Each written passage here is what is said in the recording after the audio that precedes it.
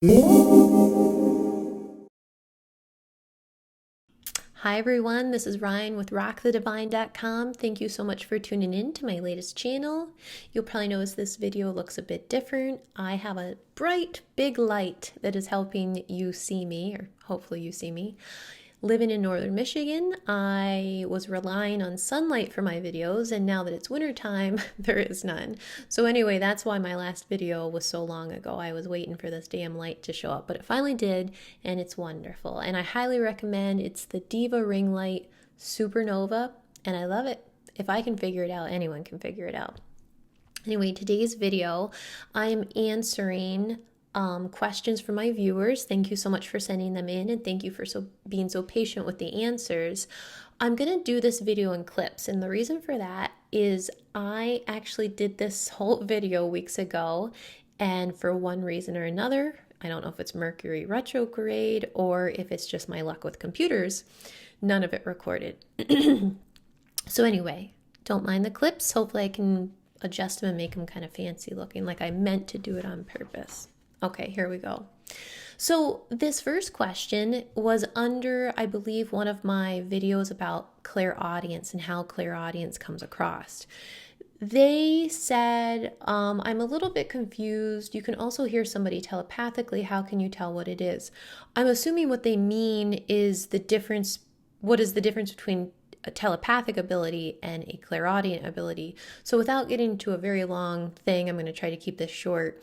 Clairaudience is the internal hearing of spirit that comes in through a spirit channel and in through your throat chakra, and that is how you hear. And I don't mean hear like we hear, well, like you're hearing me now, but it is like sort of, it sounds like the internal dialogue you have when you're talking to yourself. That's what it sounds like. So it is a type of hearing. It comes in through your throat chakra, and you hear it sort of in your head. Telepathic ability is more like a mind-to-mind transfer of information.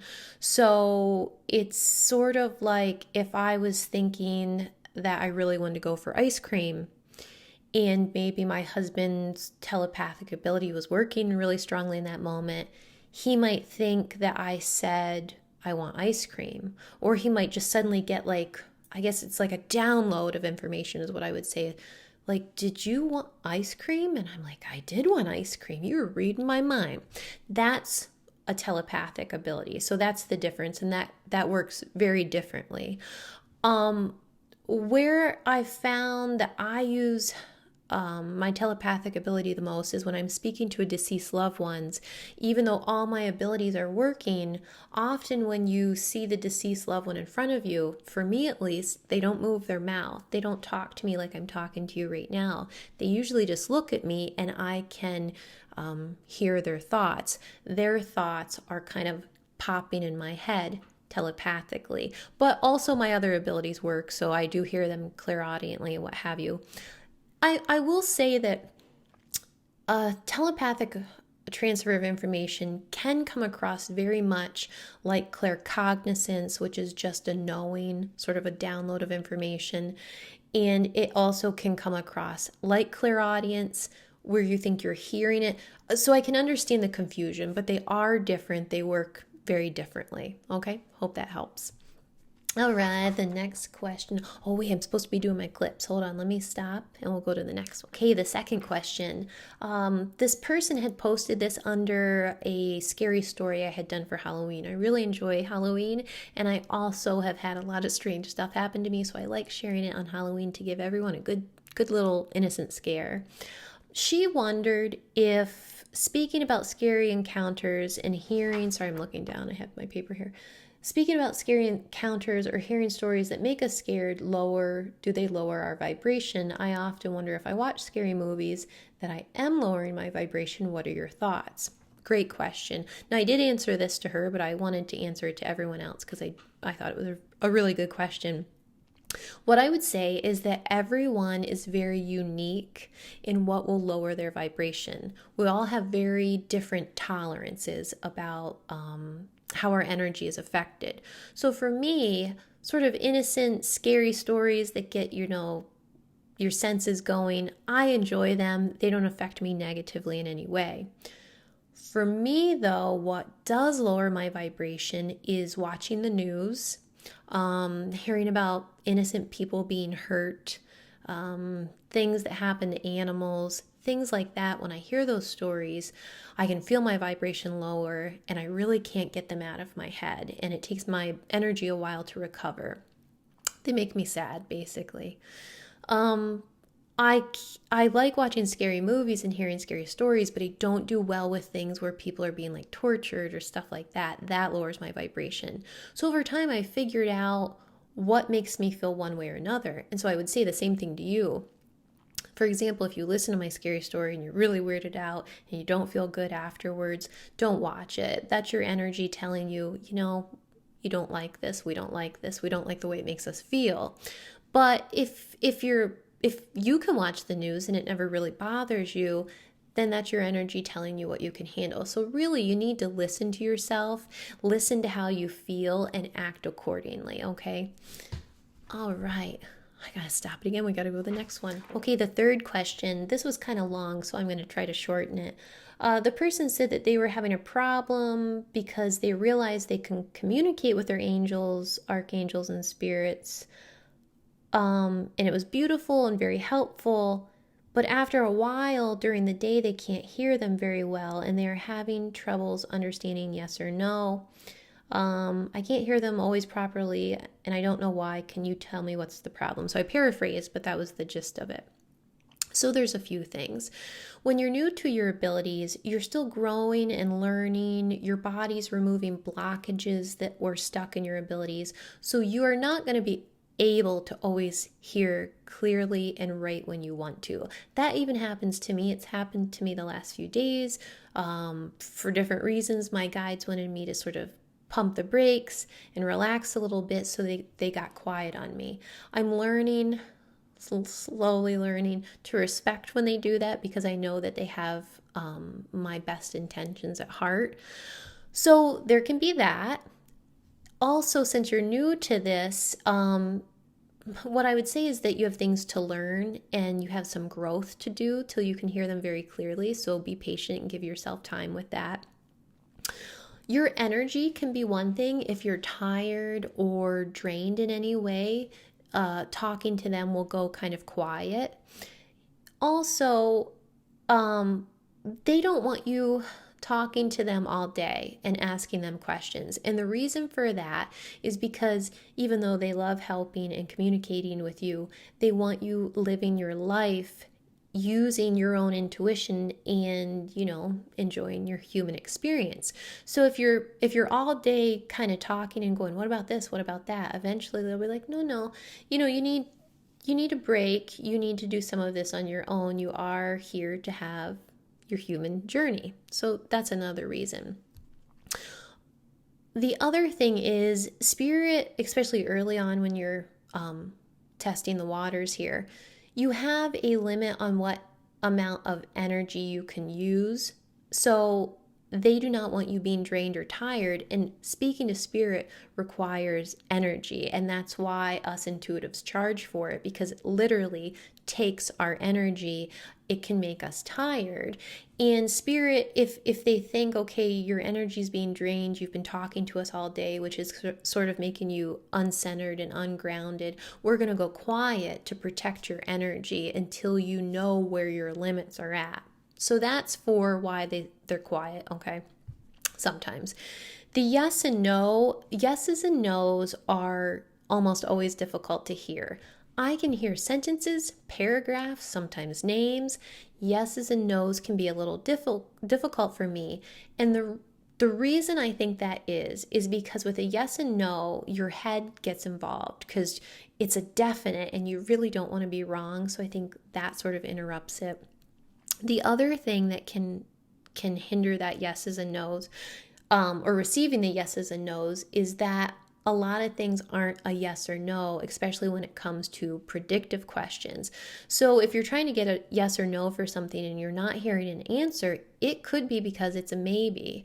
The future isn't set in stone. We have free will and we can make certain choices. So if I'm asking something and they're not really giving me a yes or a no, I always assume there's a very good reason for it.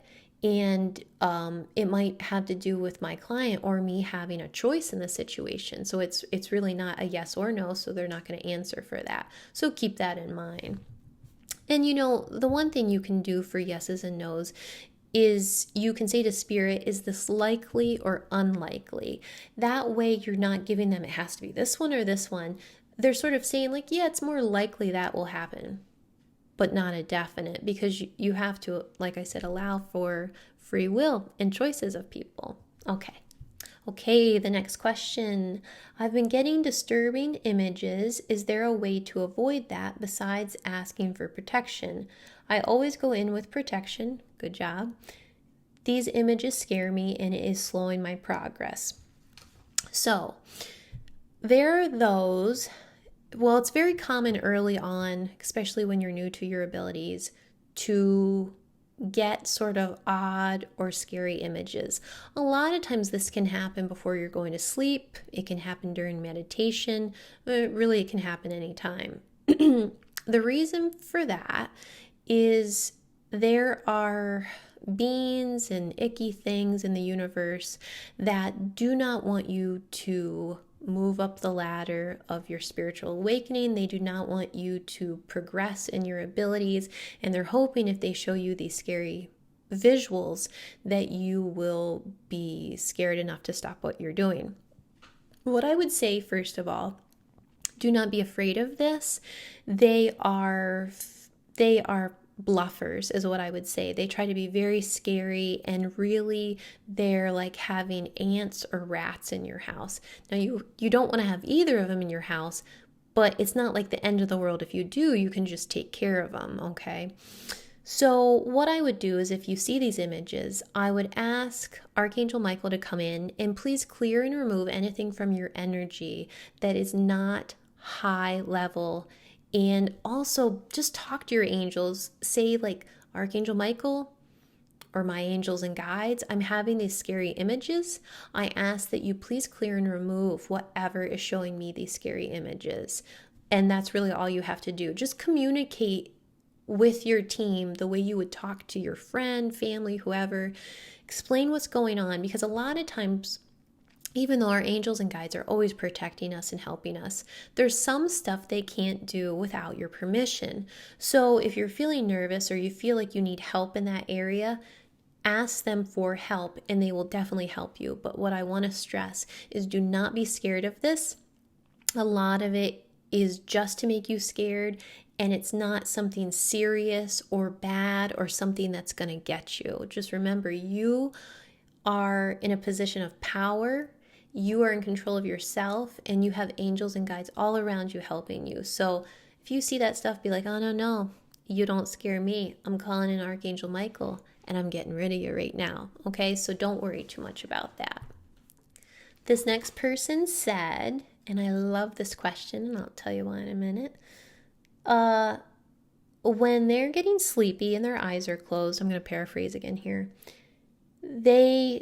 With their eyes closed, they see this bright, brilliant light come, and it gets very close to them, and it's so bright that they can't even look at it. And when they open their eyes, the light's not there. And the person said, it comes and goes. I see it enough that I want to know what it is. Thank you. So I do know what that is for the most part. One of the most magical and beautiful experiences I've ever had is years ago. Just like you, I was laying in bed and I was wide awake. I had just shut my eyes and was trying to go to sleep. And I felt this bright light just shine right in my closed eyes. So it would be the equivalent if your eyes are closed and you took a flashlight and kind of shoved it on your eyeball. That's what it looked like. And for a second, I think I questioned if my husband was shoving a flashlight in my eyeball. But anyway, I popped open my eyes and the room was black and there was nothing there. And I shut my eyes again, and that light was there. And I know what this person's talking about. It is blinding and just like amazingly bright. This came and went a few different times over the years. And I will say, when I could sort of calm down and relax, the light would get very close, and it was also radiating this warmth. I mean, just, it was completely amazing. I thought it was my guardian angel for some reason. What I would say is that, without knowing for absolute sure, it is God-like. It is either God or an angel or an archangel. And the reason I can't give you a definite for myself or for you exactly what it is because all it feels like is God, and angels are God, and you and I are God. And so it just feels like that. So anyway, when you see this light, congratulations, it's amazing. I haven't seen this light probably in over a year. And I always, when I go to sleep, I'm always hoping I'm going to see the light again, because it is hands down, out of all I've seen and experienced, one of the most beautiful, amazing things. And when you realize the light, the true light that is coming off of these beings or off of God is just like nothing you could ever imagine. So anyway, what you are definitely seeing is God. Like it's an angel. It's very, very, very high up. So enjoy. Okay, the next question.